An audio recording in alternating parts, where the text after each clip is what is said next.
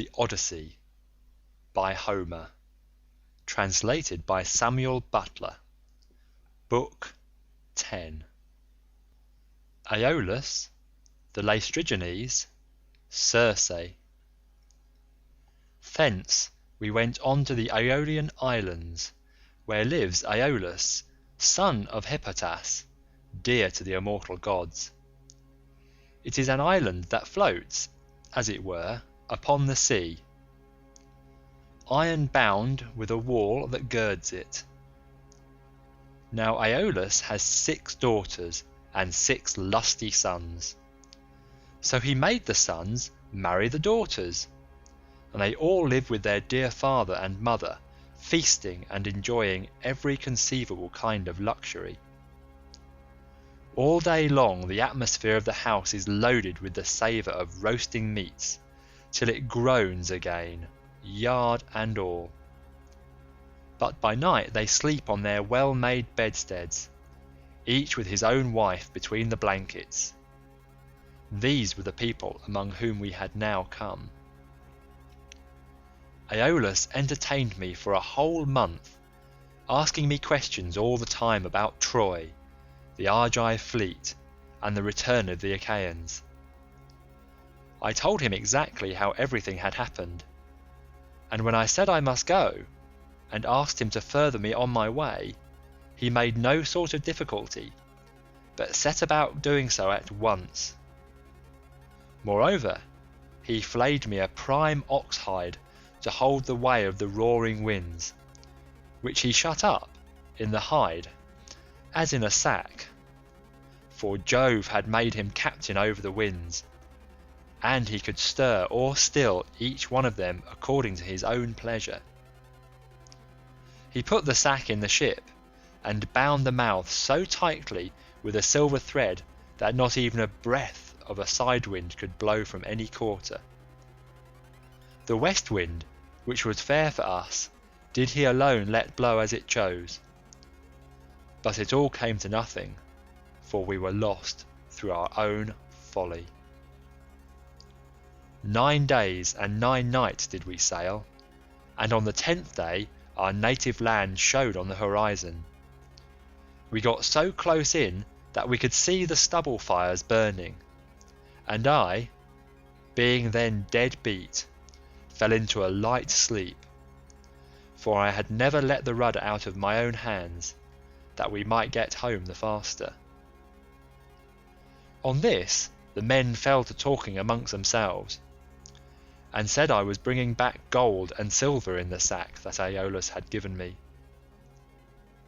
Bless my heart, would one turn to his neighbour, saying, how this man gets honoured and makes friends to whatever city or country he may go.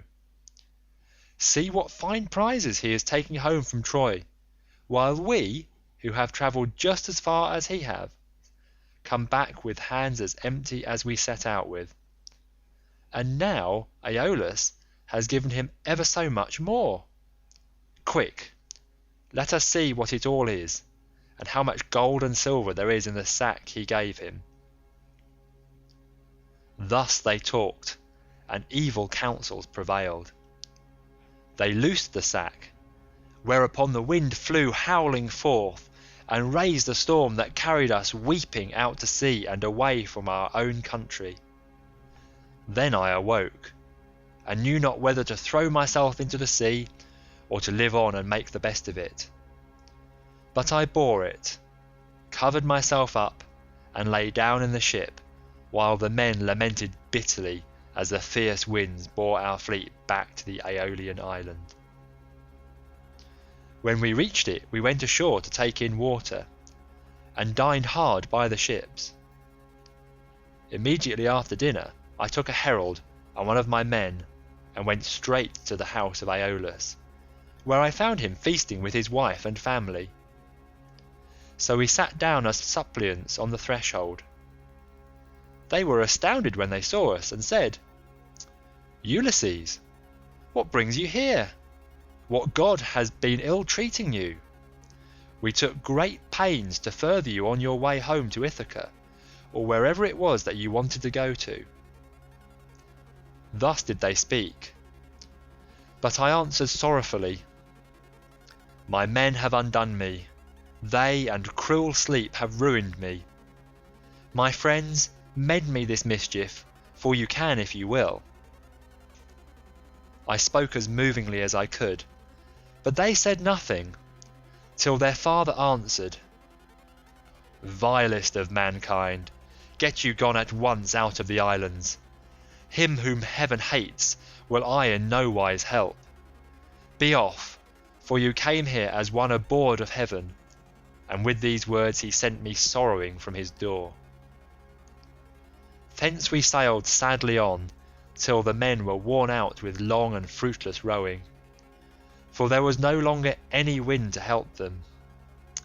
6 days, night and day, did we toil, and on the 7th day we reached the rocky stronghold of Lamus, Telephilus, the city of Laestrygonians, where the shepherd, who is driving in his sheep and goats to be milked, salutes him who is driving out his flock to feed, and this last answers the salute. In that country a man who could do without sleep might earn double wages, one as a herdsman of cattle, and another as a shepherd, for they work much the same by night as they do by day. When we reached the harbour, we found it landlocked under steep cliffs, with a narrow entrance between 2 headlands. My captains took all their ships inside, and made them fast close to one another, for there was never so much as a breath of wind inside, but it was always dead calm. I kept my own ship outside, and moored it to a rock at the very end of the point. Then I climbed a high rock to reconnoitre, but could see no sign neither of man nor cattle, only some smoke rising from the ground. So I sent 2 of my company with an attendant to find out what sort of people the inhabitants were.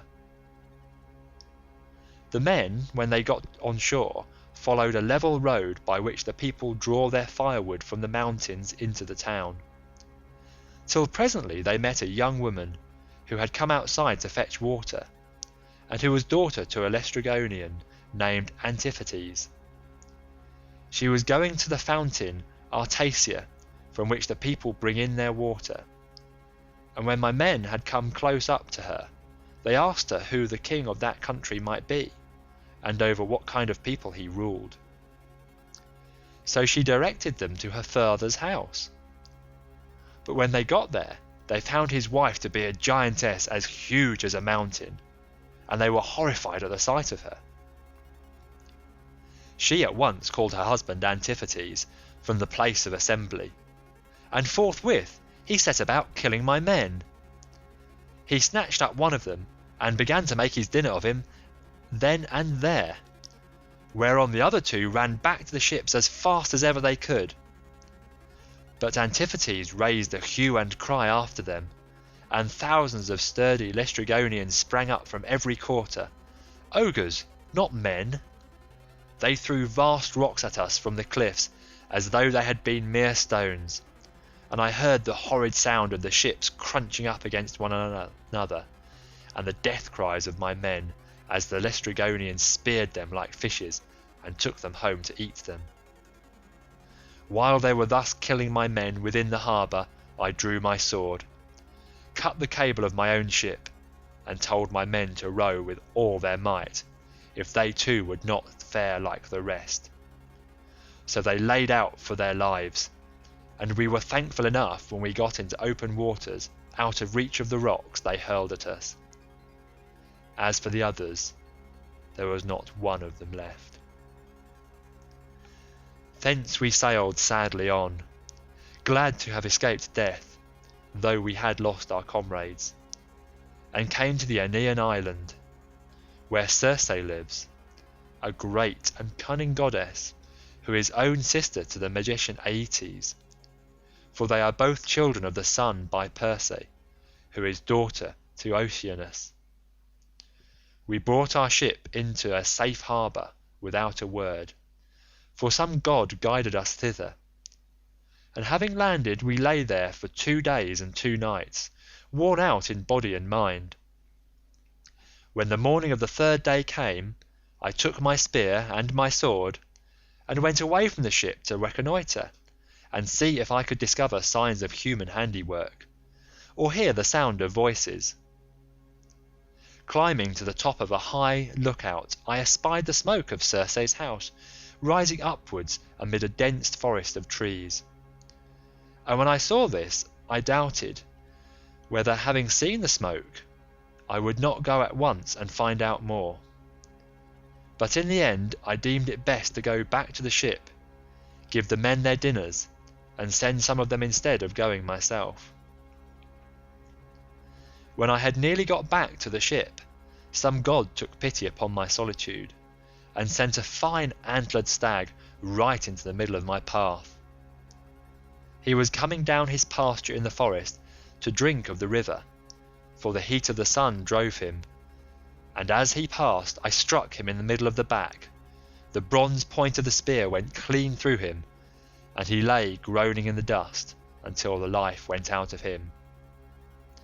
Then I set my foot upon him, drew my spear from the wound, and laid it down. I also gathered rough grass and rushes, and twisted them into a fathom or so of good stout rope, with which I bound the 4 feet of the noble creature together.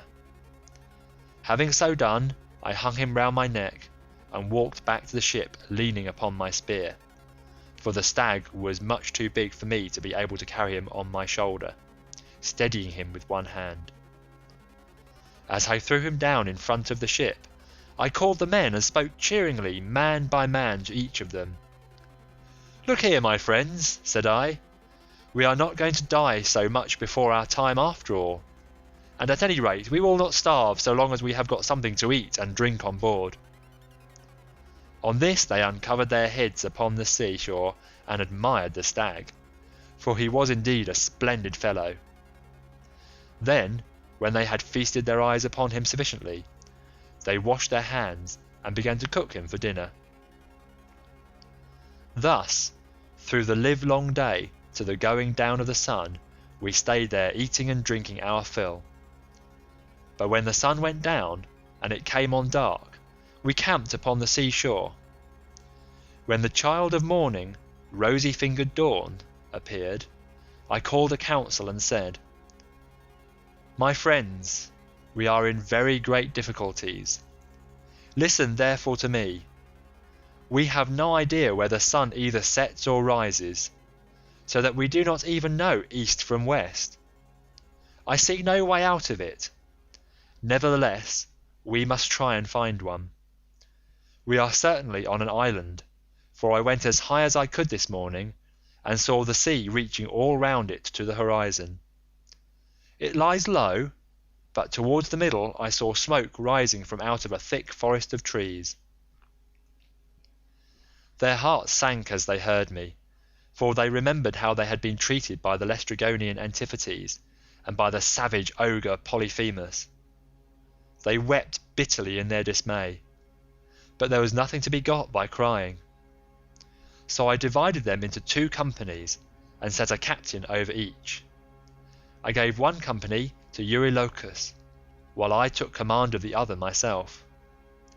Then we cast lots in a helmet, and the lot fell upon Eurylochus.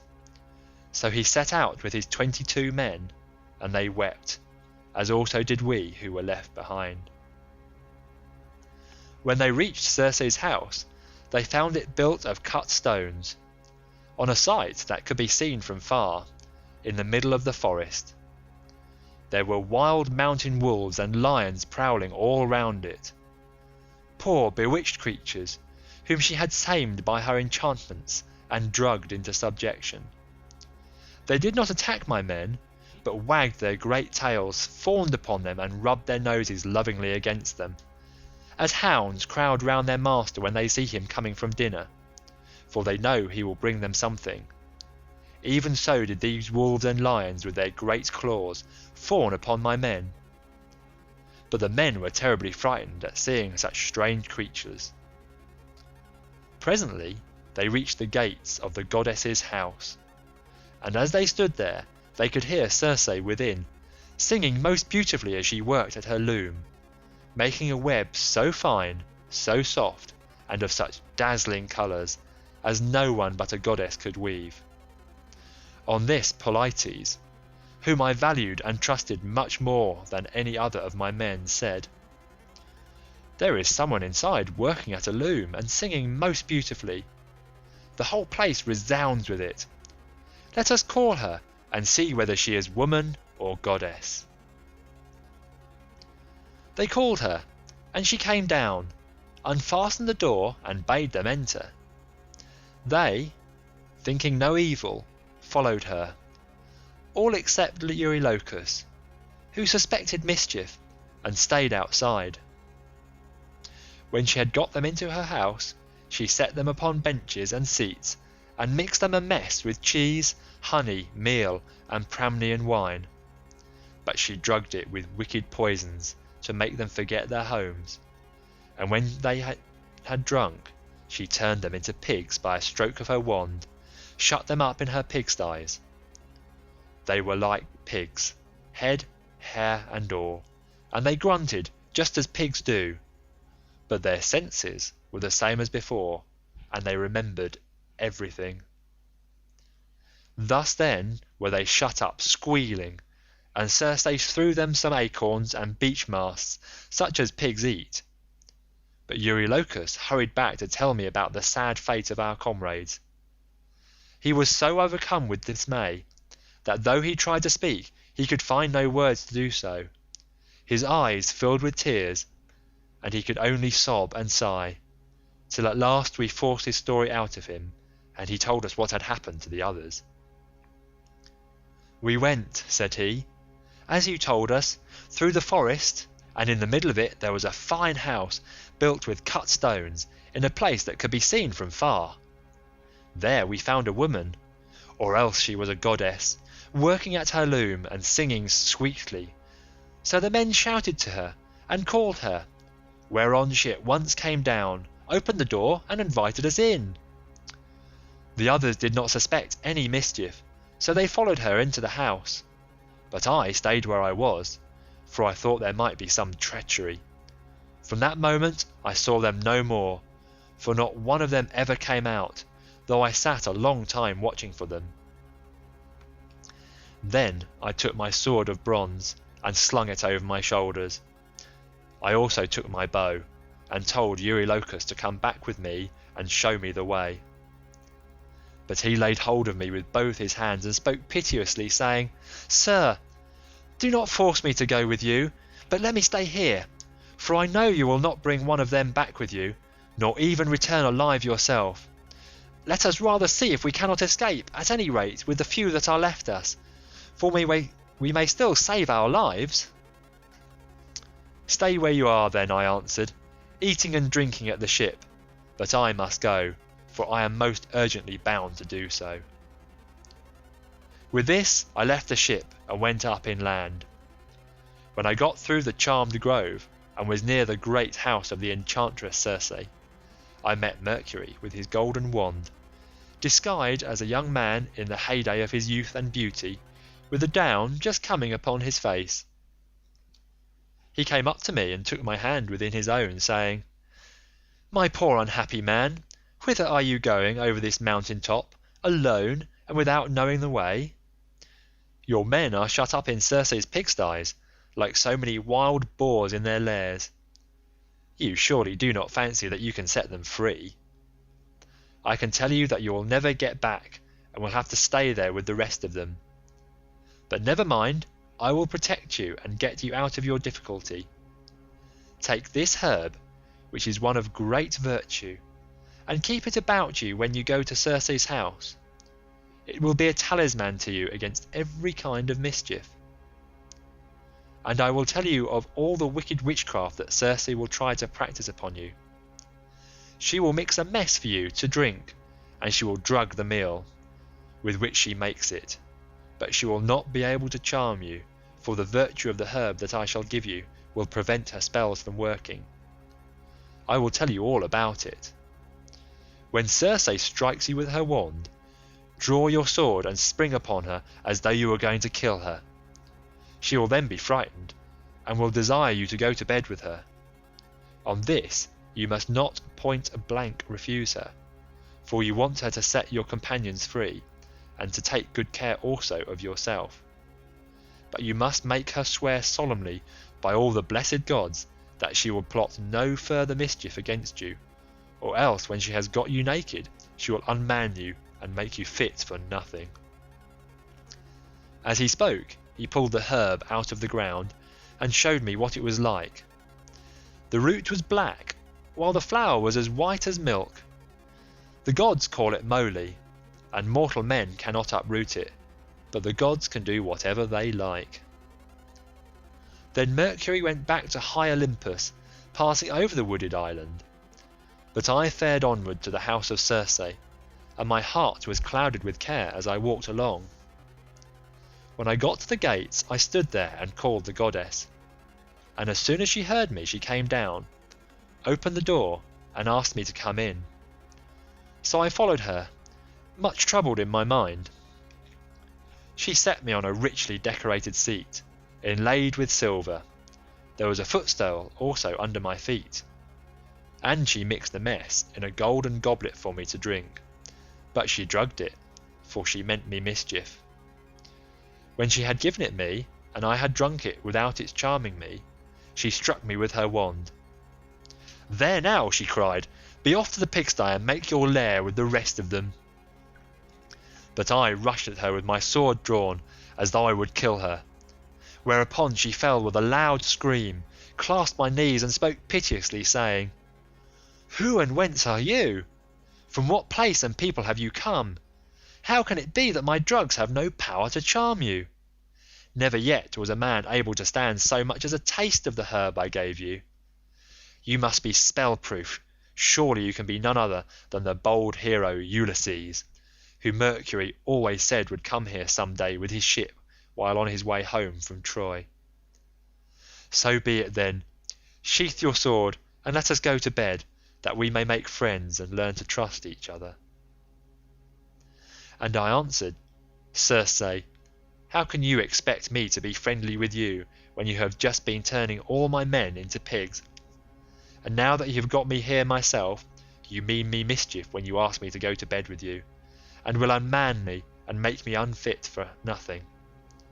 I shall certainly not consent to go to bed with you unless you will first take your solemn oath to plot no further harm against me." So she swore at once, as I had told her, and when she had completed her oath, then I went to bed with her. Meanwhile her 4 servants, who are her housemaids, set about their work. They are the children of the groves and fountains, and of the holy waters that run down into the sea. One of them spread a fair purple cloth over a seat, and laid a carpet underneath it. Another brought tables of silver up to the seats, and set them with baskets of gold. A third mixed some sweet wine with water in a silver bowl, and put golden cups upon the tables, while the fourth brought in water and set it to boil in a large cauldron over a good fire which she had lighted. When the water in the cauldron was boiling, she poured cold into it till it was just as I liked it, and then she set me in a bath and began washing me from the cauldron about the head and shoulders, to take the tire and stiffness out of my limbs. As soon as she had done washing me and anointing me with oil, she arrayed me in a good cloak and shirt, and led me to a richly decorated seat inlaid with silver. There was a footstool also underneath my feet. A maidservant then brought me water in a beautiful golden ewer, and poured it into a silver basin for me to wash my hands, and she drew a clean table beside me.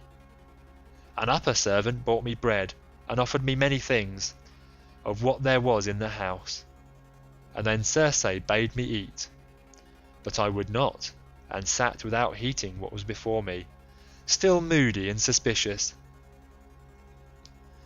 When Circe saw me sitting there without eating, and in great grief, she came to me and said, "Ulysses, why do you sit like that, as though you were dumb, gnawing at your own heart and refusing both meat and drink?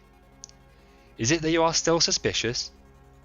You ought not to be, for I have already sworn solemnly that I will not hurt you."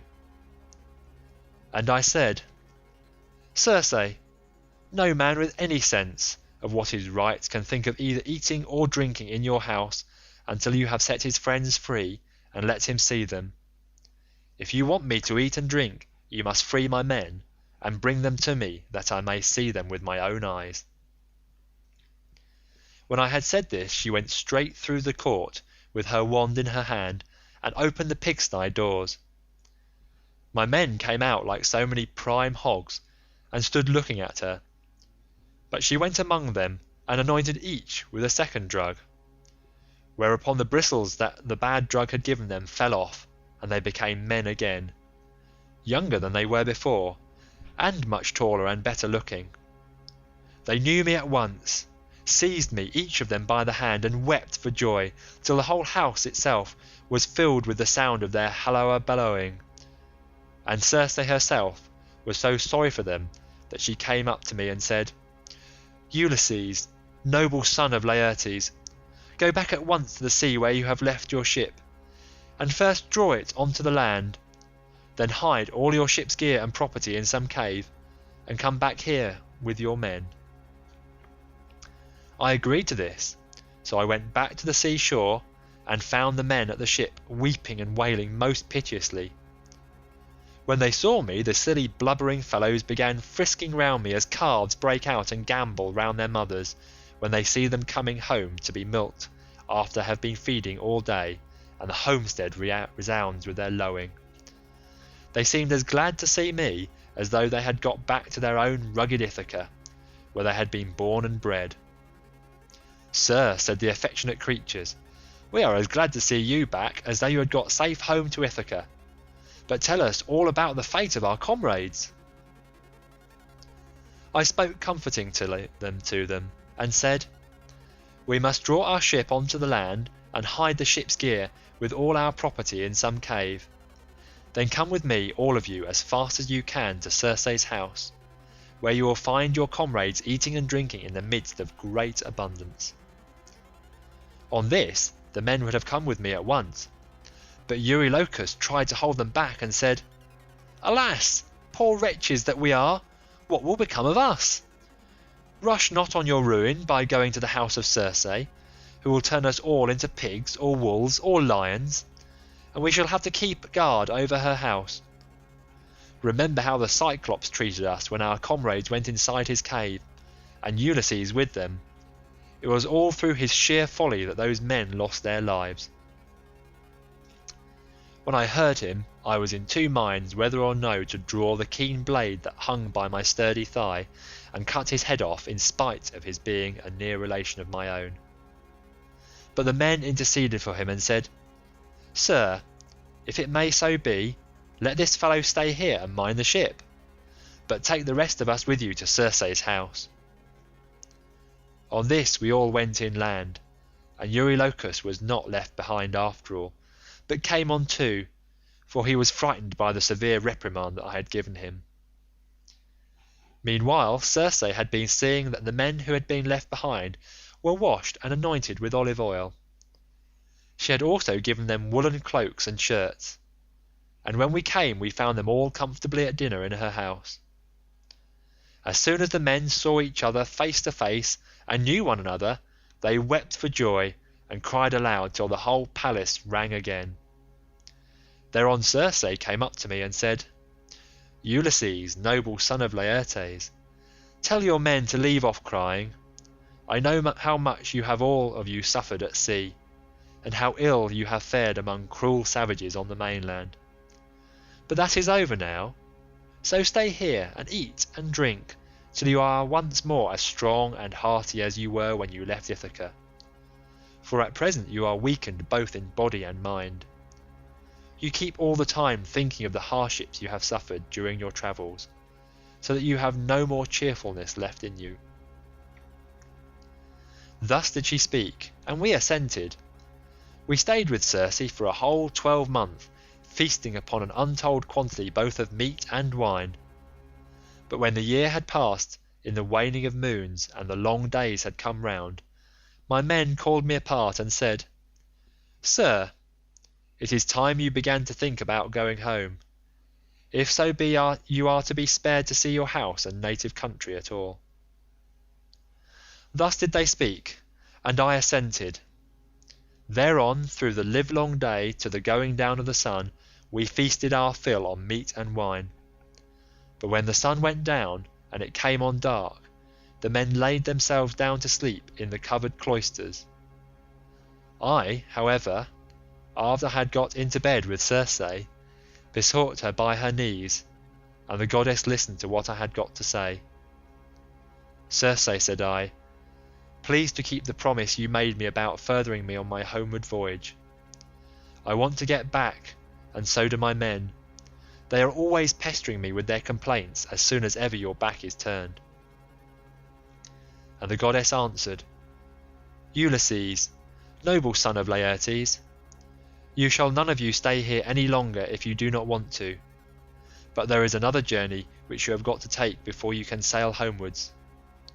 You must go to the house of Hades and of dead Proserpine to consult the ghost of the blind Theban prophet Tiresias, whose reason is still unshaken. To him alone has Proserpine left his understanding even in death, but the other ghosts flit about aimlessly." I was dismayed when I heard this. I sat up in bed and wept, and would gladly have lived no longer to see the light of the sun. But presently, when I was tired of weeping and tossing myself about, I said, "Who shall guide me upon this voyage? For the house of Hades is a port that no ship can reach." "You will want no guide," she answered. "Raise your mast, set your white sails, sit quite still, and the north wind will blow you there of itself.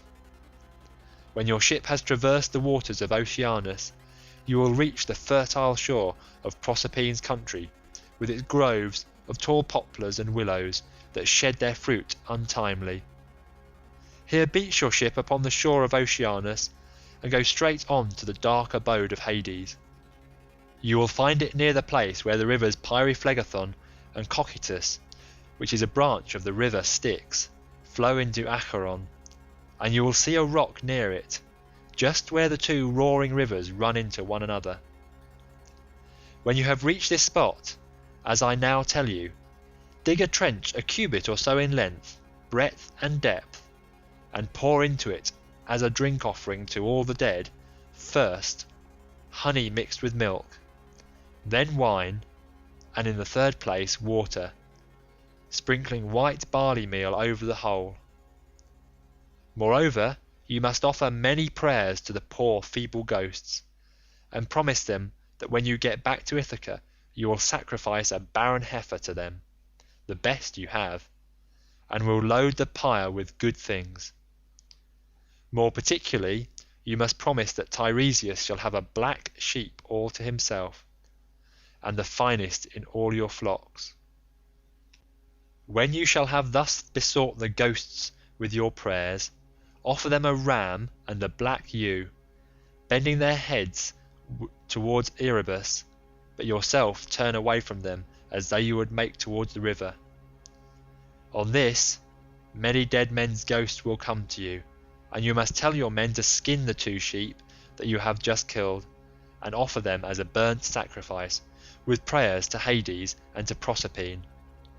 Then draw your sword and sit there, so as to prevent any other poor ghost from coming near the spilt blood before Tiresias shall have answered your questions.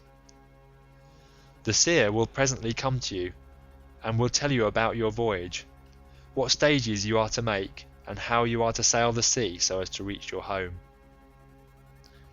It was daybreak by the time she had done speaking, so she dressed me in my shirt and cloak. As for herself, she threw a beautiful light gossamer fabric over her shoulders, fastening it with a golden girdle around her waist, and she covered her head with a mantle. Then I went about among the men everywhere all over the house, and spoke kindly to each of them man by man. "You must not lie sleeping here any longer," said I to them.